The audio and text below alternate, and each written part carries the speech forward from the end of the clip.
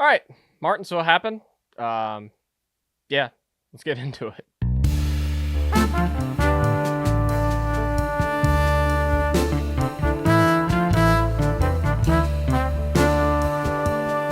If this is your first time here, I'm Seth. This is Big Motor Small Blade, and if you have been here before, welcome back. Martinsville happened this weekend. I was at the Cup race. I did not go to the Xfinity race. I went to the Cars Tour race. So if you were looking for that kind of content, that should be up later this week. But yeah, I have yet to talk. Well, that's not true. I did talk about the Xfinity Series race last week, but it was less about the race itself, more about the sweep attempt, the thwarted sweep attempt. But this week, it was a mess, and unfortunately, it has become a mess at Martinsville recently in the past handful of years. Yeah, but this one seemed to piss people off more than, maybe not more than the Ty Gibbs incident, but about as much as the Ty Gibbs incident. But yeah, obviously, if you weren't watching, somehow didn't hear about it. We had a green white checkered at the end of the race, of course. Well, the race was a complete mess entirely, and I don't feel like I have the mental capacity to go through the entire thing, but the entire thing was a mess, and I was trying to keep up with it at the Cars Tour race, and I assumed it would be over by the time the Cars Tour race started, and it was not, because it continued to get out of hand and stay out of hand forever. And last restart, well, the restart before the last, Sammy Smith had done a little bump and run on Taylor Gray for the lead and got it done, or was in the process of getting it done. They were about to go 3 wide for the lead entering turn 1 on the white flag lap. But of course, it's a NASCAR race. We can't not wreck for 20th.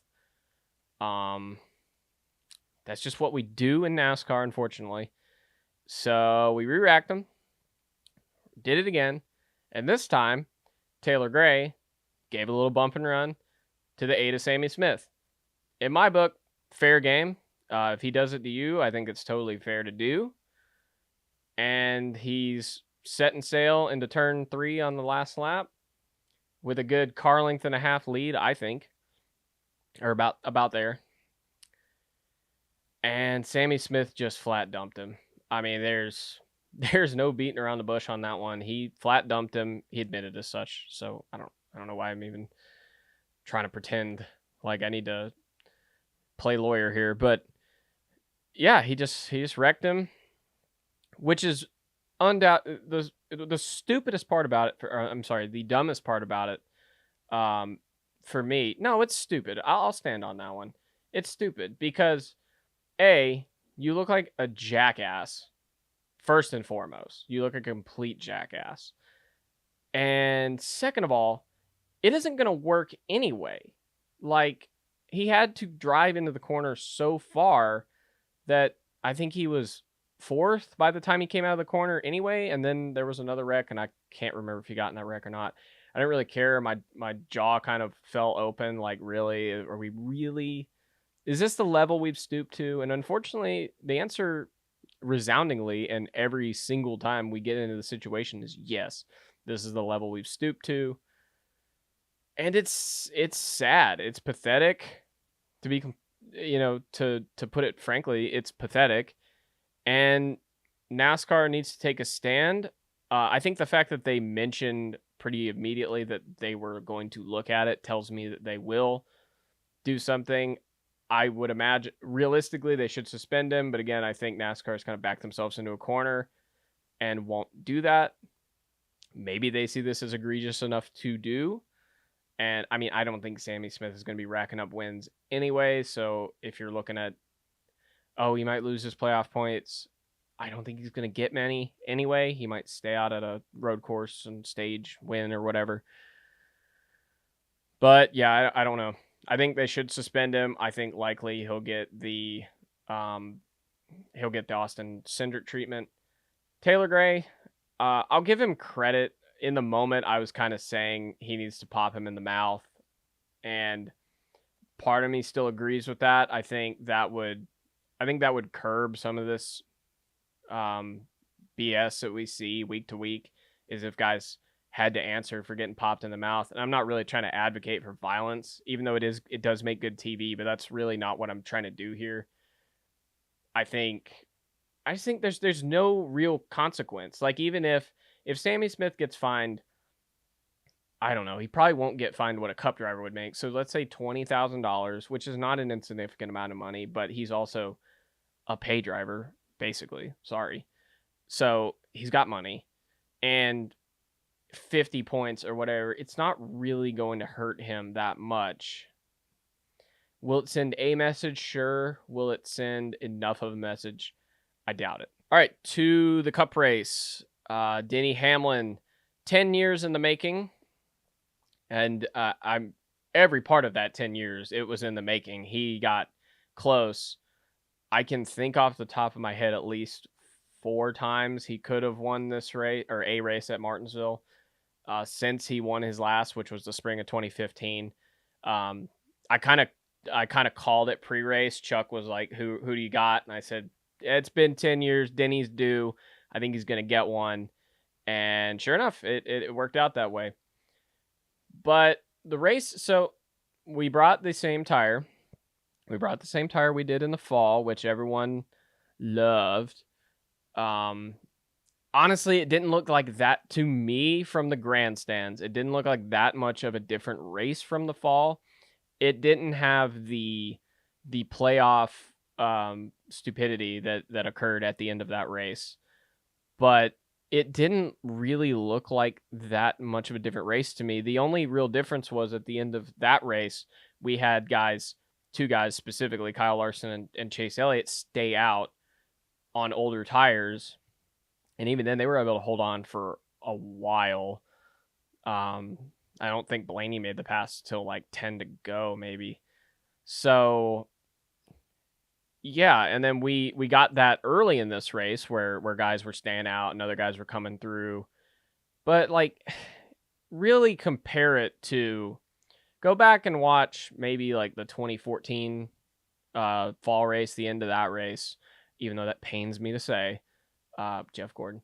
But go back and look at that, and you'll see Tony Stewart and a few other guys stay out. I think Dale Jr. and Jeff Gordon restarted like 9th and 10th or 8th and 9th or whatever. And they got up through there in a lap. So that's kind of where we're at now.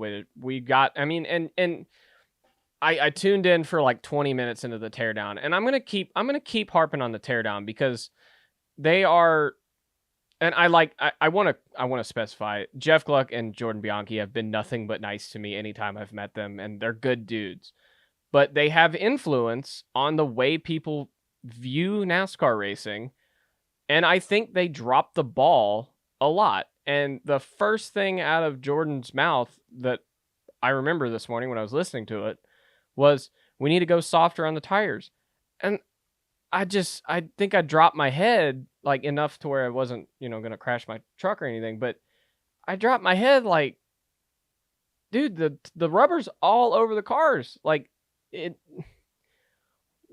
how much softer do you realistically think we can do? It's to the point where if you're going to, the biggest issue with this is this continuing gaslighting of the public that Goodyear is the only thing that is keeping us from having great racing at short tracks and road courses and this, that, and the other right now, which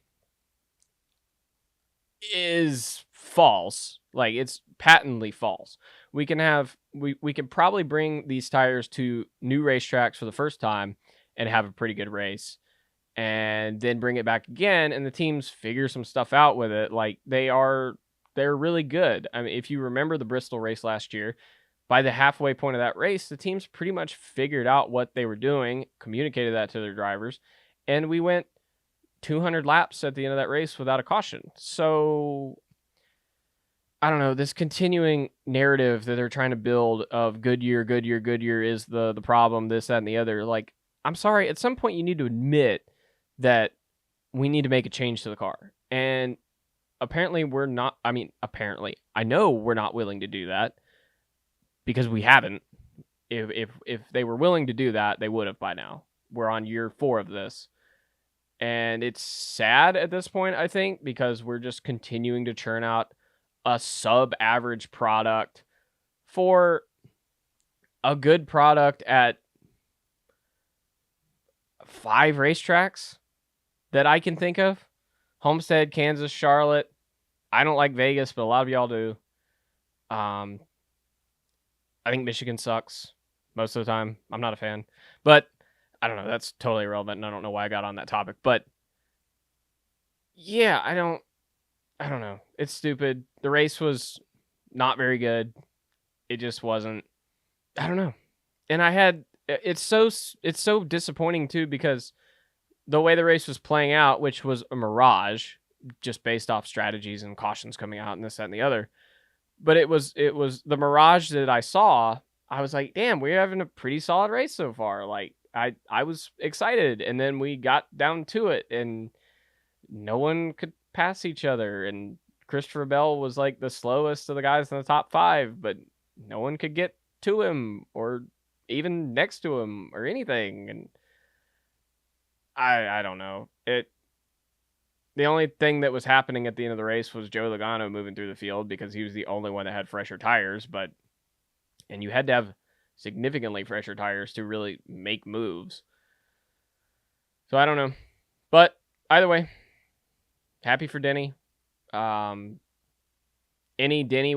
If you are a fan of NASCAR racing and can get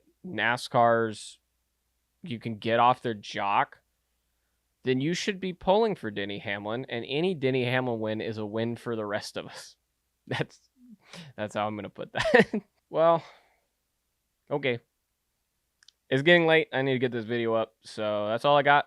And we'll see you again next week. It'll be like this again. I'll be in Darlington. And talk to you on Monday.